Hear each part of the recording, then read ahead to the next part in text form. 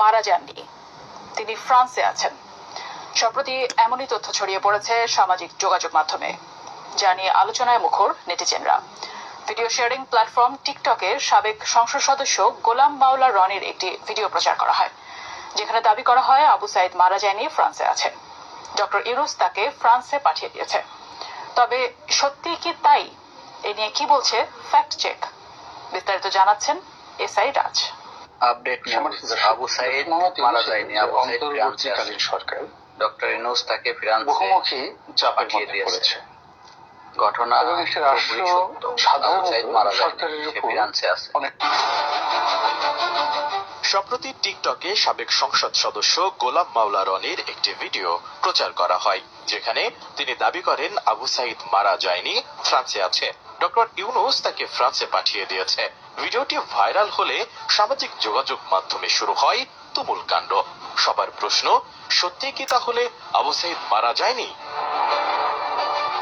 24 December এ বিষয়ে অনুসন্ধান করেছে তথ্য যাচাইকারী প্রতিষ্ঠান রিউমার স্ক্যানার। তাদের অনুসন্ধানে দেখা যায় গোলাম মাওলা রনি আবু সাইদ মারা যায়নি, ফ্রান্সে আছে, ডক্টর ইউনূস তাকে ফ্রান্সে পাঠিয়ে দিয়েছে শীর্ষক কোনো মন্তব্যই করেননি।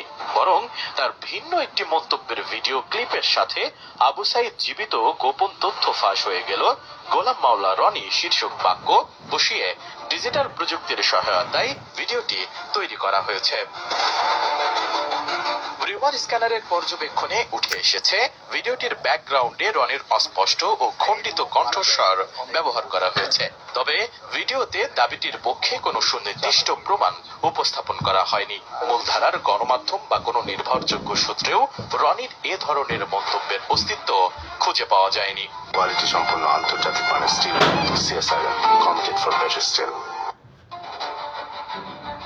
তাছাড়া রনির ভেরিফাইড ফেসবুক পেজ এবং ইউটিউব চ্যানেলেও আবু সাইদকে নিয়ে এমন কোনো মন্তব্যের সন্ধান মেলেনি। বরং গত 16 জুলাই তার ফেসবুক পেজে একটি পোস্টে আবু সাইদকে শহীদ হিসেবে উল্লেখ করেছেন তিনি। একইভাবে টিভি উপস্থাপক তানভীর তারেকের ইউটিউব চ্যানেলে গত 28 আগস্ট আমি শিওর শহীদ আবু সাইদ খুব লাজুক প্রকৃতির ছিলেন শীর্ষক শিরোনামে প্রকাশিত রনির বক্তব্যের একটি ভিডিও খুঁজে পাওয়া যায়। সেখানেও তিনি আবু সাইদকে শহীদ উল্লেখ করে বক্তব্য প্রদান করেন।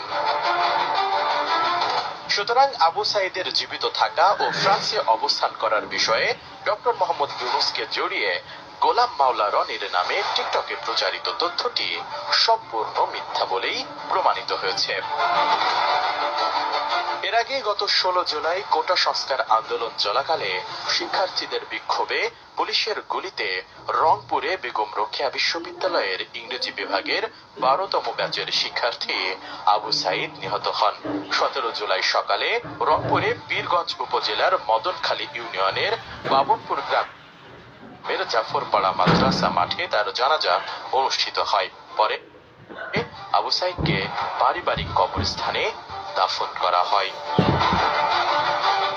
এসআই রাজ।